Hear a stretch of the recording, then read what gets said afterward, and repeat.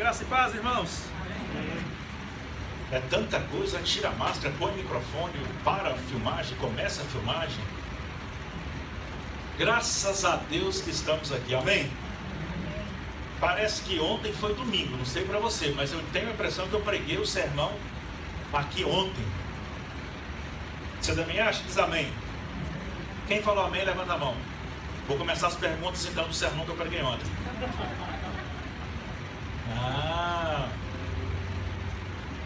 Brincadeira. Mas os dias têm passado assim, de uma maneira rápida, a vida tem passado de uma maneira rápida. Graças a Deus por isso, amém?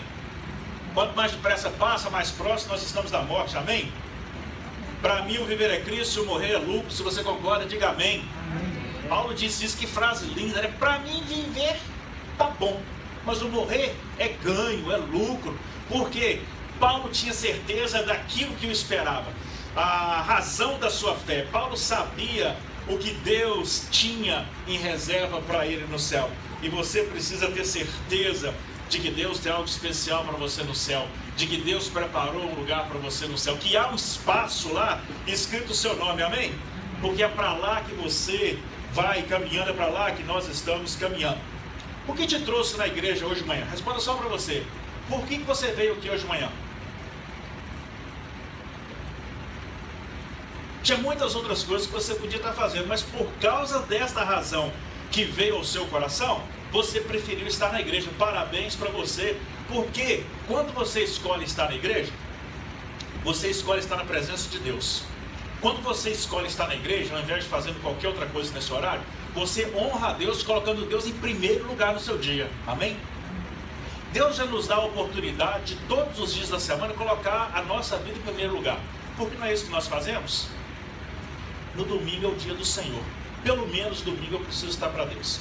A Bíblia traz a palavra idolatria.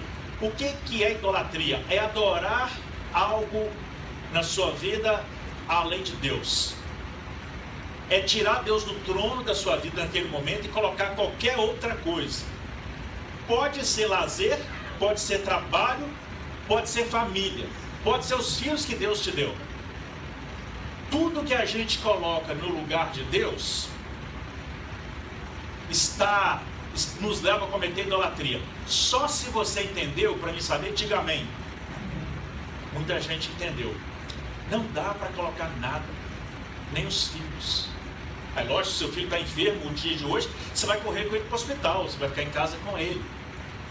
A gente não precisa ser extremista, mas a gente também não pode ser relaxado demais. Se você prestou atenção na abertura do culto do louvor, não é? Nós cantamos o sacrifício que Jesus Cristo fez por nós. Gente, o que paga um favor deste tamanho? Suponhamos que na sua família, ou você mesmo, está prestes a morrer, precisa de um transplante de coração. Aí houve um acidente, uma pessoa morreu e aquela família decide doar aquele coração para você não morrer.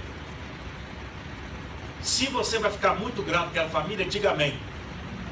Você vai se tornar best friend daquela família. Você todo Natal vai querer mandar um presente para aquela família. Aquela família não vai mais sair da sua vida. Por quê? Porque salvou a sua vida. Mas foi justamente o que Jesus Cristo nos deu, irmãos. Ele nos deu a vida.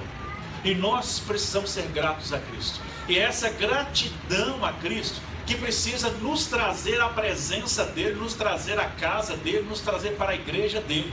É esse entendimento que eu ganhei algo muito grande, muito maior, algo que eu não poderia me dar ou comprar com o dinheiro que eu tenho.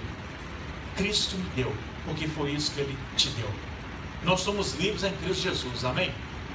Então nós temos uma dívida com esse Cristo que nos salvou. Como que a gente paga a dívida pela nossa vida? Quanto vale a sua vida? Nós não temos recursos financeiros para pagar pela vida que Cristo nos deu. Então nós pagamos Cristo com a nossa dedicação, dando Ele honra, prestando a Ele culto, que é este momento. Logo na abertura, o irmão Léo saudou a igreja e convidou a igreja para ficar de pé. A gente só fica de pé para fazer algo solene. Vamos cantar o hino à bandeira, a ficar de pé. em respeito à bandeira. Vamos cantar o hino nacional brasileiro, todo mundo vai ficar de pé, porque por respeito à bandeira. O juiz vai entrar, fica todo mundo de pé, porque o juiz está entrando, então precisa todo mundo levantar. Há uma solenidade. Aqui acontece um culto solene, um culto de louvor e adoração a Deus solene. O seu culto para Deus. É assim que eu quero raciocinar com você. Nós estamos em uma viagem, nós estamos em uma caminhada, nós estamos em uma jornada de vida.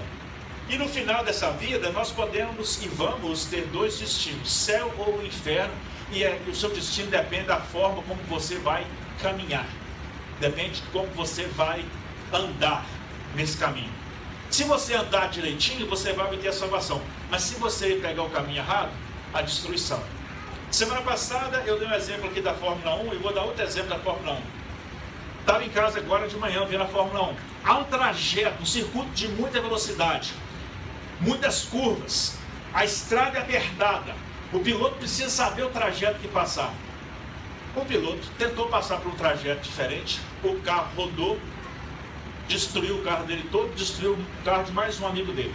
Na nossa vida, se nós errarmos o caminho, se nós errarmos os trilhos, se nós pegarmos um trajeto diferente, nós podemos nos enganar, o carro da nossa vida pode e vai ser destruído. Domingo passado, à tardinha, uma Erli que está sentada ali atrás, me ligou e nós batemos papo, não sei nem quantos minutos foram, não é, irmã Erli? Mas a gente fez uma viagem ali pelo Velho Testamento, comparando o Velho Testamento com o Novo, comparando os ensinamentos do Velho Testamento com o do Novo Testamento, comparando Deus do Velho Testamento com o Deus do Novo Testamento. E a gente percebe que o Deus do Novo Testamento era um Deus bravo. Muita morte aconteceu. Muita morte Deus determinou. Porque Deus destrói aquilo que não lhe agrada. Deus destrói aquilo que se opõe a Ele. Deus destrói a rebeldia. Deus destrói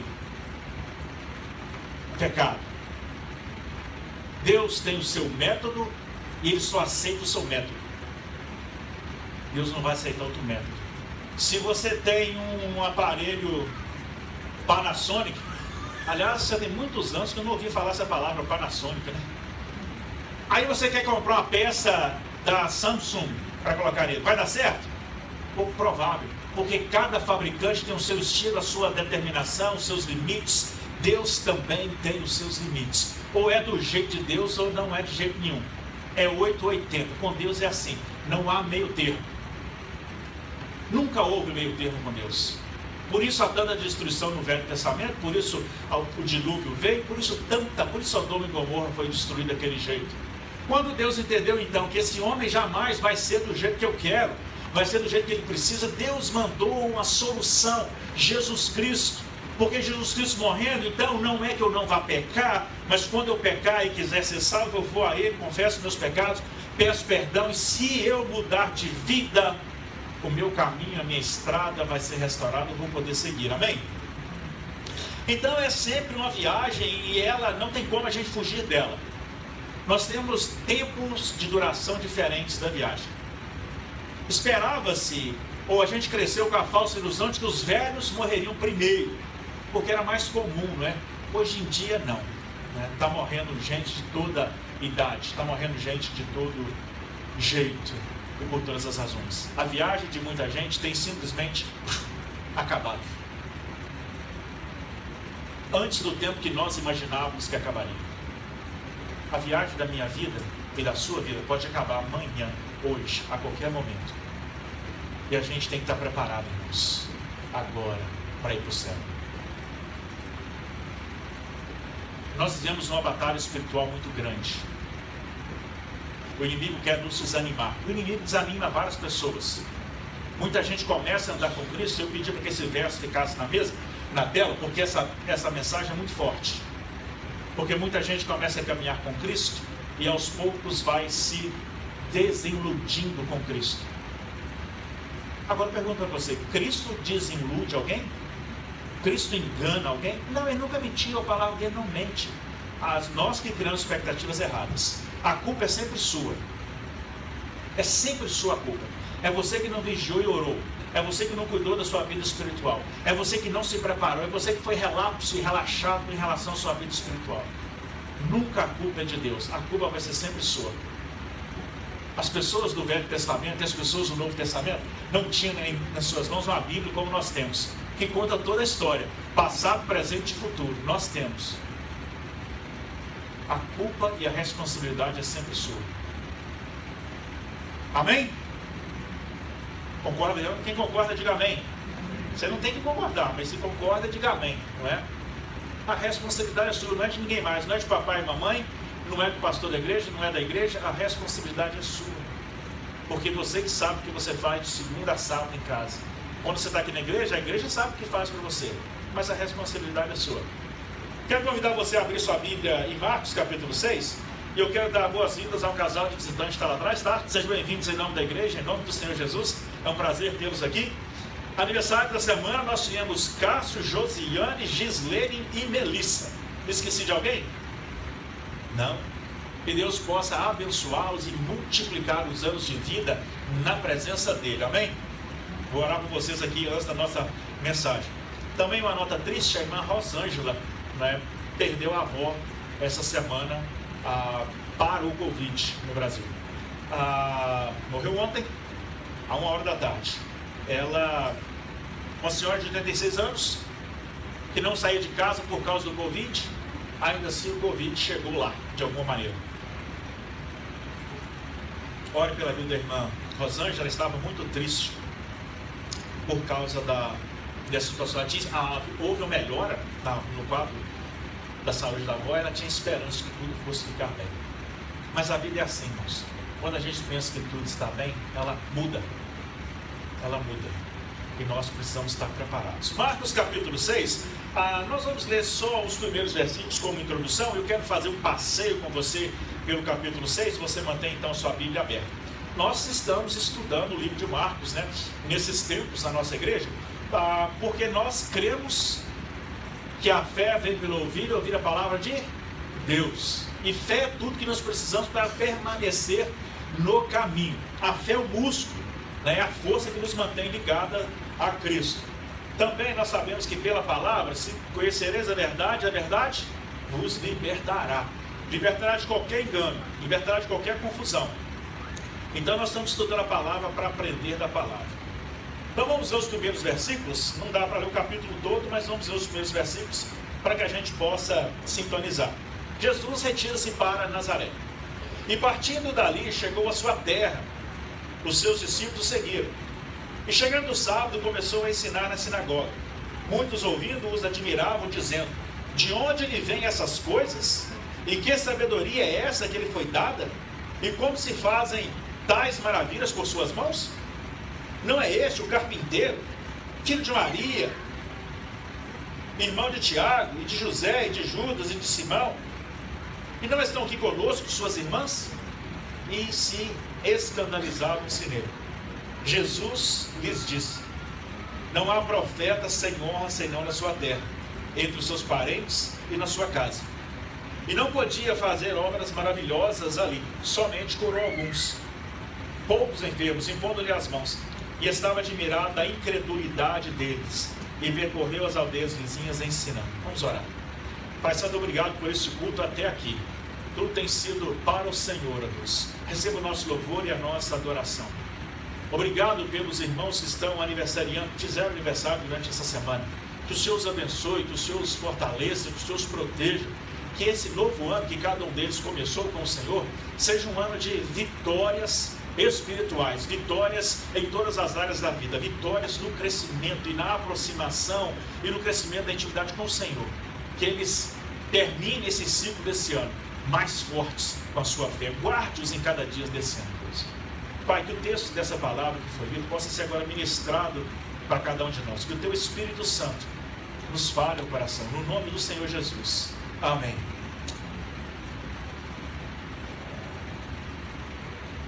Interessante o texto que fala da situação de Jesus.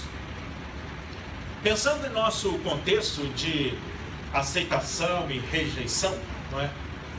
Muita gente rejeita a palavra, muita gente rejeita Cristo, muita gente se decepciona com Cristo, muita gente deixa Cristo para depois. A razão de todos os males, a raiz dos males é o pecado. O pecado, ele vai congelando a nossa fé, o pecado, ele vai minando a nossa fé, o pecado, ele vai destruindo aos poucos. Pastor, mas eu não peco. Peca sim, né? Talvez você não cometa pecadões, embora não haja tamanhos de pecado.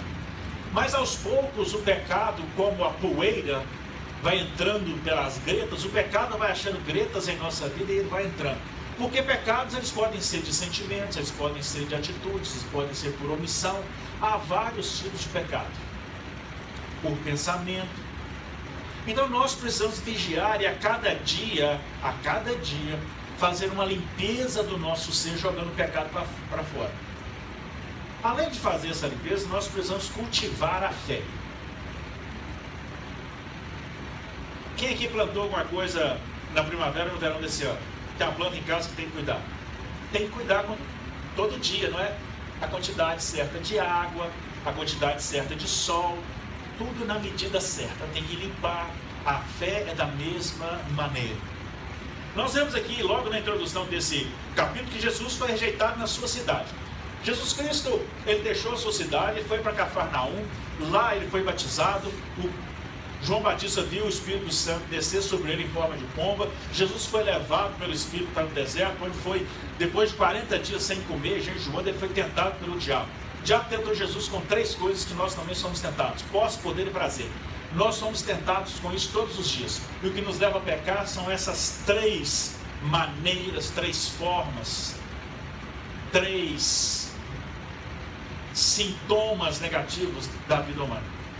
Jesus Cristo resistiu a tudo isso, volta então e começa o seu ministério, ele recruta os seus discípulos, ele começa a curar, a libertar, ele começa a fazer milagres. E aí ele decide voltar para a sua terra, para cuidar do povo da sua terra, para também fazer na sua terra o que ele vinha fazendo ali.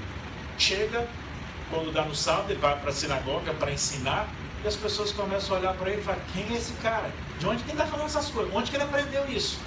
Não é esse cara que morava ali na rua do Sabão, fazendo móveis de madeira? Ele não é um carpinteiro?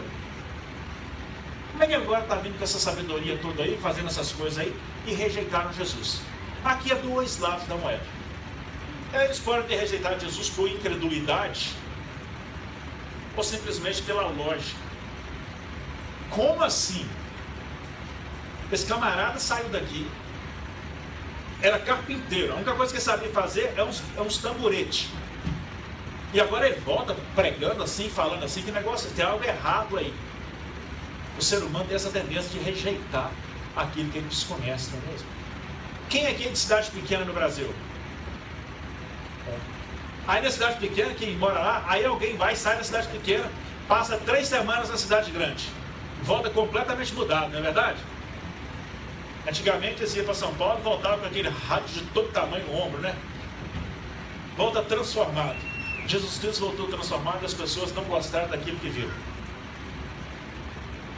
Nós também, irmãos, somos responsáveis por pregar a verdade. E muitas vezes nós somos rejeitados por aqueles que não são da verdade, por aqueles que não pertencem à verdade. Às vezes porque eles não nos conhecem bem. Às vezes eles nos rejeitam porque não vivem, porque eu posso não estar vivendo de acordo com aquilo que eu estou pregando. Eu estou mandando você fazer a coisa certa, mas eu estou fazendo a coisa errada. Ou às vezes simplesmente porque as trevas não combinam com a luz. A palavra de Deus nos diz que as trevas não combinam com a luz. Onde a luz entra, a escuridão permanece? Não tem jeito. A escuridão ela é expulsa. A luz não combina com as trevas e vice-versa. Aquele povo lá na terra de Jesus tiveram um problema de fé, não creram. Semana passada nós vimos sobre fé. Na nossa mensagem nós falamos da importância da fé. E por que eu tenho insistido nessa questão da fé? Porque você precisa fortalecer a sua fé. Se você não fortalecer a sua fé, em algum momento a árvore da sua vida pode se quebrar. Vai passar um vendaval, se a sua fé não for forte, ela vai se quebrar. E você pode, em algum tempo, voltar para Jesus Cristo. Mas há muitas pessoas Porque a fé enfraquecida e se quebra, que nunca mais voltam a ser as mesmas pessoas, ou nunca mais voltam para os caminhos de Deus. Por isso é importante cultivar bem a fé. Por isso é importante você cuidar da fé. Essa música na tela, que fala para a gente não parar, quem mandou desistir, não era para você desistir. Essa música me lembra muito a história do profeta Elias, que nós falamos na semana passada, não é? Elias desistiu da caminhada. Sabe por quê? Porque Elias sentiu falta da igreja. Elias achou que estava sozinho. Elias achou que estava lutando sozinho porque não via a igreja. A igreja local, os crentes dali, sumiram, não apoiaram Elias. Elias desistiu. Aí Elias foge, tem toda aquela história da depressão, e como Deus o recuperou, como Deus o tratou, e Deus faz para ele uma grande revelação. Elias, você não está vendo, mas tem 7.000 joelhos que não se dobraram. 7.000 almas que não se dobraram. Havia uma igreja imensa, um povo que cria, mas a fé precisa ser exposta, falada, vivida e demonstrada. Amém? Você tem demonstrado a sua fé? Tem demonstrado a sua fé para as pessoas da sua casa? Tem demonstrado a sua fé para os seus colegas de trabalho? Tem demonstrado a sua fé para a sua igreja, para o seu pastor? Tem demonstrado a sua fé para o mundo? O diabo conhece a sua fé? O diabo tem medo da sua fé? A fé é um presente que Deus nos dá. Efésios 2,8 vai dizer: vocês são salvos pela graça, por meio da fé. Isto não vem de vós, é um presente de Deus. Essa fé não é nossa, é um presente que Deus dá. Ainda Coríntios 2,14 vai dizer o seguinte: o homem natural não aceita as verdades do Espírito de Deus. Elas lhe parecem loucura e não consegue entendê-las, pois apenas quem é espiritual consegue avaliar corretamente o que diz o Espírito. Qualquer um pode entender a Bíblia como um livro de história. E cuidado aqui, porque se você estiver entendendo a Bíblia apenas como um livro de história, tem algo errado. Somente quem é espiritual consegue discernir as coisas espirituais. À medida que nós vamos diminuindo a nossa espiritualidade, a Bíblia e os seus ensinamentos vão ficando obsoletos, ultrapassados, inadequados e sem uso. Por quê? Porque as verdades espirituais são reveladas a quem é espiritual. Como que eu vou então enfraquecer-me espiritualmente? Deixando de ler a Bíblia, deixando de ter um relacionamento com Deus. A palavra é relacionamento com Deus. Porque você pode ler a Bíblia. Um historiador lê a Bíblia e não entende nada. Ele entende a história, mas ele não é tocado pelo poder do Espírito.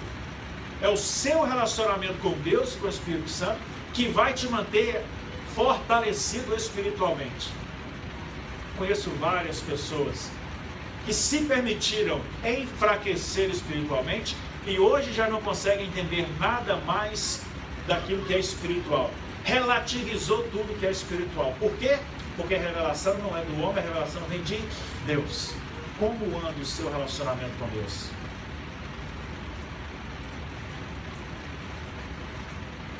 Deus estabeleceu um culto, porque Deus já sabia que o ser humano precisa deste culto para ser fortalecido, para ser alimentado.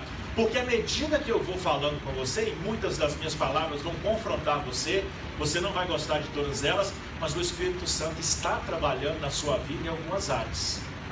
Porque você está aqui ouvindo a palavra de Deus. A fé vem pelo ouvir, e ouvir o quê? A palavra de Deus. Crença é diferente de fé. Infelizmente, as igrejas estão cheias de pessoas com crenças. Tem crença de que Deus existe, tem crença de que Jesus Cristo vai voltar, tem crença do que é certo e errado, tem crença de que a palavra de Deus, que a Bíblia é a palavra de Deus, mas não tem fé. E há um diferencial muito grande em crença e fé. Ao contrário da crença, a fé precisa ser alimentada constantemente, ou ela seca, se transforma e vai mudar, e vai ser uma nova coisa chamada crença. A fé é viva enquanto eu mantenho-a viva. Do contrário, ela murcha, ela seca. E aí as coisas não fazem muito sentido. Conheci pessoas na minha vida que aparentemente eram sim crentes fervorosos. E de repente mostraram que não era aquilo. É só aparência. é muito fácil confundir fé e crença. A crença não te move a um relacionamento com Deus. A crença, ela te leva a executar rituais religiosos, que podem incluir até ir na igreja, que podem incluir até fazer uma reza antes de dormir. Aquela que você faz igualzinha toda noite e faz igualzinha toda manhã. Uma conversa choca. Se eu for para você todo dia falar a mesma coisa, o mesmo assunto, vai ficar enjoativo, não vai? Não, pastor, o senhor já contou esse caso. Não, eu quero contar de novo. Às vezes a gente faz isso com Deus. A nossa oração é simplesmente um monte de frases decoradas. Não é fé, é crença. A crença não me leva a um relacionamento. A crença não me motiva a ser grato a Deus. A crença me fala que eu devo ser grato a Deus porque Ele morreu por mim na cruz. E a crença me fala que eu preciso ser grato a Deus porque eu quero aquilo que Deus tem para me dar. Eu quero a salvação, eu quero ir para o céu. Então a crença me leva a isso. A fé, ao contrário da crença, ela me traz, ela me arrasta para Cristo. Só de olhar para a Bíblia eu já quero abraçar, ler. Só de pensar em Cristo eu quero estar fazendo a obra de Cristo. Porque gera em mim uma gratidão que é amor que vai me levar a permanecer no caminho de Cristo. Muita gente tem dificuldade de ir para a igreja. E não é por causa da pandemia não, é porque não tem fé, tem crença. Porque a espiritualidade está rasa. Porque não cuidam da fé. Às vezes abre a palavra de Deus, lê, fechou, chegou na porta, já não lembra nem qual livro estava. Por quê? Porque não é relacionamento, é ritualismo. Não deixa a sua vida cair no ritualismo, amém? Paulo escrevendo aos Efésios, capítulo 1, versículo 17 e 18, ele fala assim: oro para que o Deus de nosso Senhor Jesus Cristo, o Pai da glória, vos dê em seu conhecimento o espírito de sabedoria e de revelação. Lembra que semana passada nós falamos que a fé não é emocional, a fé é racional? Tendo iluminado os olhos do vosso entendimento, razão, não emoção, para que saibais qual seja a esperança da sua vocação e quais as riquezas da glória da herança dos santos. Qual a riqueza da glória da herança dos santos? A salvação em Cristo Jesus. E essa salvação precisa ser a coisa mais importante da minha vida. Mas eu preciso sentir isso, entender a palavra de Deus, que esse é o caminho que eu vou prosseguindo. Ah não, pastor, estou vivendo lutas demais, Deus não está me aprovando, Deus não está abrindo portas para mim. Há uma inversão de valores, irmãos. Que nós somos os servos e aí de repente a gente vira o jogo. A gente espera que Cristo venha nos servir. Ele já fez o que ele tinha que fazer. Tudo que vier agora é lucro. Nós somos os servos. Ele é que deve ser adorado e não a criatura. E a gente precisa lutar contra isso, a gente precisa entender isso, a gente precisa buscar isso, amém? E eu tenho a certeza de que quando essa pandemia passar, se vai levar 1 ano, 2 anos ou mais, a gente não sabe, só Deus sabe. A igreja que chegar na frente vai sobrar a igreja verdadeira, a igreja que abandonou as crenças e investiu na fé, amém? Então invista na sua fé, cuide da sua fé. Outra parte do texto vai dizer que Jesus envia os seus discípulos de 2 em 2 para falar. Nós, como discípulos de Jesus, nós temos uma missão: falar da palavra de Deus. Não dá para ser discípulo de Jesus e só receber. A Bíblia fala, Jesus Cristo nos ensina que ninguém acende uma lamparina e coloca debaixo da cama, mas coloca no alto da casa para clarear. A lamparina, a vela, é a palavra de Deus que nós recebemos. Ela não é para ser escondida por nós, ela é sempre colocada no alto, para que outras pessoas tenham isso. Então eu e você temos uma obrigação, e Jesus mandou os seus discípulos ali. E é interessante, se você ler o restante do capítulo, que os discípulos vão voltar para Jesus, e Jesus vai tirar um tempo com eles, para sair, para ficar à parte, para que eles pudessem descansar. Sabe por quê? Porque viver de acordo com o que Cristo vive, obedecer a Cristo, pregando a palavra, gera em nós um cansaço, gera em nós uma batalha espiritual. E isso nos cansa. A gente precisa do repouso. A palavra de Deus nos ensina perfeitamente como nós devemos viver.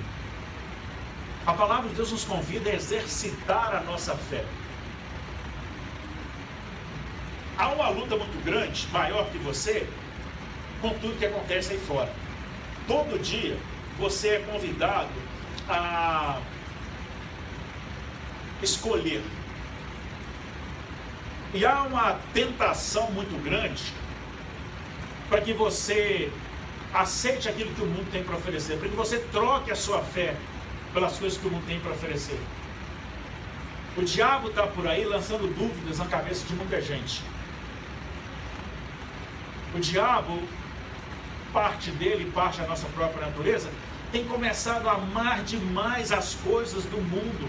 Isso nos leva a amar menos as coisas de Deus. Romanos 11:36 vai dizer: porque dele, para ele, por ele são todas as coisas.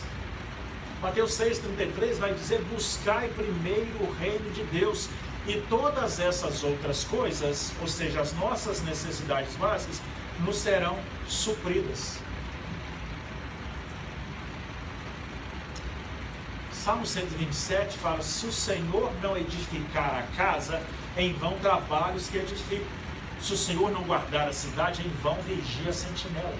Tudo envolve Deus e tudo é por Deus. Não deixe que os valores do mundo, as ideias do mundo, tomem o seu coração, tomem a sua vida e vá levando você a si, permitindo que a sua fé vá esfriando. Jesus Cristo não disse que seria fácil. Nós colocamos aqui outro dia sobre a questão do solo, o solo do seu coração, que tem que estar bem preparado para receber a palavra e permitir que ela cresça. Nós mostramos dois caminhos, lembra dos caminhos? Um vale bonito, com o sol lá no topo, aquela caminhada leve, subindo em direção ao céu, e o outro era um despenhadeiro. O caminho que leva ao céu é difícil, irmãos, mas vai valer a pena, amém? Porque as coisas do céu são melhores.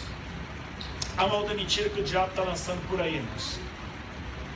Muita gente abandona o culto a Deus porque precisa gastar tempo com a família.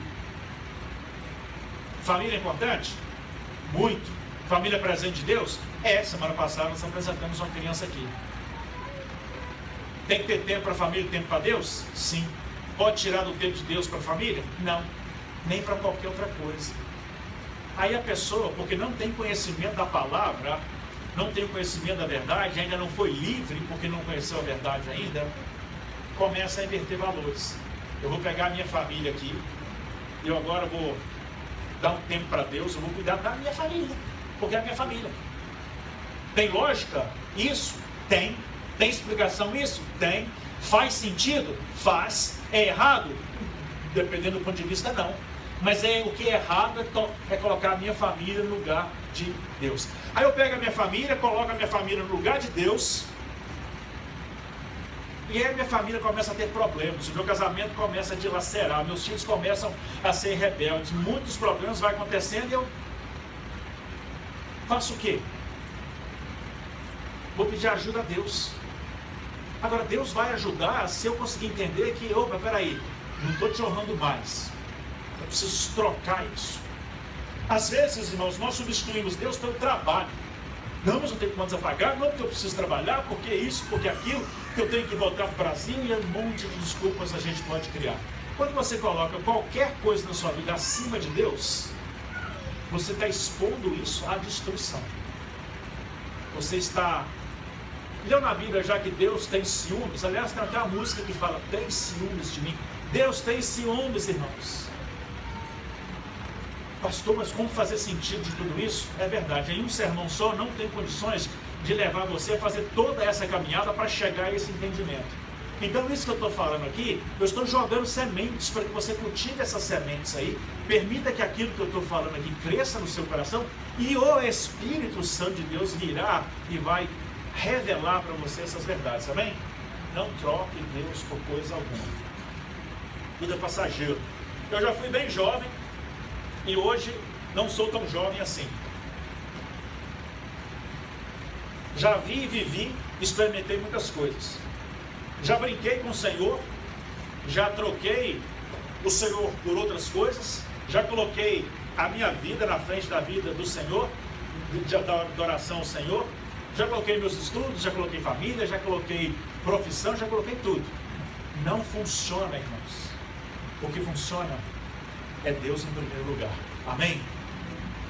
Alimente a sua fé. Entenda que a palavra de Deus, a Bíblia, vai nos confrontar de vez em quando. A Bíblia, ela vai constantemente, olhar para nós e dizer: o seu caminho está errado, não é do seu jeito, é do meu jeito. E é normal se sentir incomodado com a Bíblia. Mas se ela te incomodou, é um bom sinal, porque a sua espiritualidade ainda está boa. Aproveite que ela te incomodou, mude naquilo que ela te incomodou e continue investindo na sua espiritualidade. Só vai chegar até o final, só vai receber a coroa da vida aqueles que permaneceram. Pare de criar desculpas para não estar com Deus, não estar na presença de Deus. O problema está em você. Se você consertar o problema que está dentro de você, o reino de Deus na terra vai fazer sentido. Mesmo com a dispensa vazia, você vai estar com o coração transbordante de alegria, porque o reino de Deus fez sentido. Mas vá tirando as vaidades, vá tirando o seu eu da frente. Deixa Deus centralizado na sua vida, que Ele seja centralizado na sua vida. Amém? Vamos orar.